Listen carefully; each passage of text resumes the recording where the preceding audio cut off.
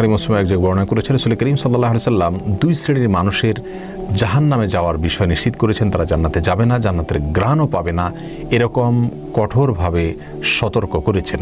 তাদের মধ্যে থেকে এক শ্রেণীর মানুষ হলেন ওই সমস্ত নারীরা, ওই সমস্ত মেয়েরা যারা এমনভাবে পোশাক আশাক পরে বের হন যে পোশাক পরা না পরা সমান। সেটা আঁটো শার্ট অতিরিক্ত টাইট হওয়ার কারণে অথবা অতিরিক্ত পাতলা হওয়ার কারণে, শর্ট হওয়ার কারণে, সংক্ষিপ্ত হওয়ার কারণে তাদের পোশাক পরা না পরা সমান, অর্থাৎ তাদের শরীরের অংশ প্রকাশিত হয় এবং তারা অন্যের দিকে ধাবিত হয়, ঝুঁকে পড়ে এবং অন্যকে নিজের দিকে আকৃষ্ট করে এবং সেই সাথে তাদের মাথার চুলগুলোকে এমনভাবে বাঁধে খোপা করে যে সেটা মাথার উপরে আলাদা ওঁটের পিঠের মধ্যে যে কুঁজ থাকে সেই ওঁটের কুঁজের মতো করে উঁচু করে বাঁধে।